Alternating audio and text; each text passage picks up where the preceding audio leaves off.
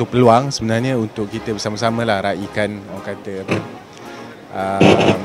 Ramadan bersama-sama dengan suasana yang unik dan mesra. Jadi tentu sekali sebagai wakil rakyat kat sini, saya ingat ini adalah peluang yang baik juga untuk kita bersama-sama. Majlis-majlis macam ni selalunya akan bagi banyak positive vibe pada semua orang. Dan itu yang kita harap, peluang yang dibuka oleh Mydin hari ini dapat dimanfaatkan oleh semua orang.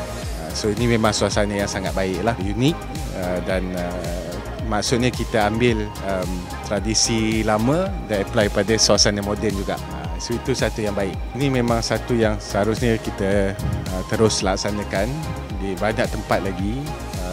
Santuni sebanyak mungkin masyarakat, sama ada yang memerlukan ataupun yang nak menyumbang. Jadi ini tempat dia lah. Memang wajar untuk diteruskan dan harap dapat dimeriahkan di tempat lain juga. Ini bukan tempat pertama yang telah saya kunjungi. Saya pernah mengunjung pengagihan nasi biryani di Mydin USJ juga, dan saya dapati crowd ataupun pengunjung-pengunjung yang datang, mereka sangat happy bila mereka dapat nasi biryani, bila mereka makan.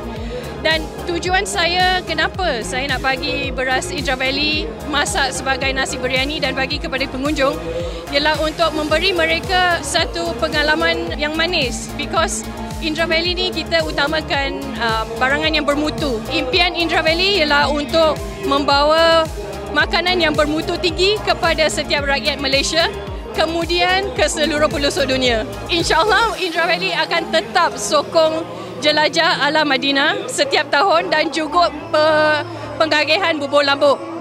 Jangan lupa, Indra Valley merupakan jenama buatan Malaysia.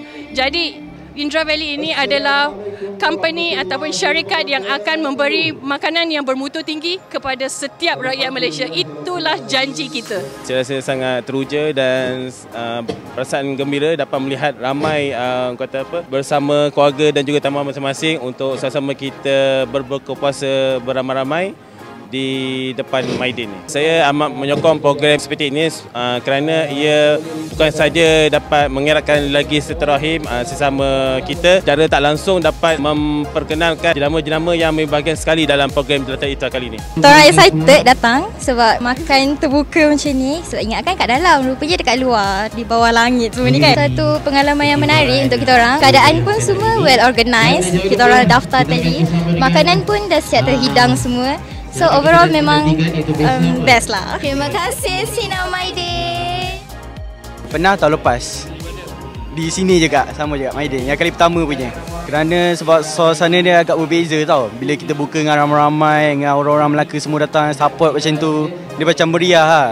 Saya scroll pada Instagram Mydin, jumpa benda jelajah iftar ni. Dan satu pula saya tengok daripada TikTok Imran Bat. Dia punya review cakap jelajah iftar ni seronok. Kita pun join lah, ajak bira-bira semua, ajak ipar. Memang best lah, goodies dia pun banyak. Alhamdulillah. Unik lah sebab kita orang Melaka first time kot join benda macam ni. Unik lah. Harap-harap Mydin lepas ni boleh buat sampai bila-bila. Terima kasih Sina Mydin.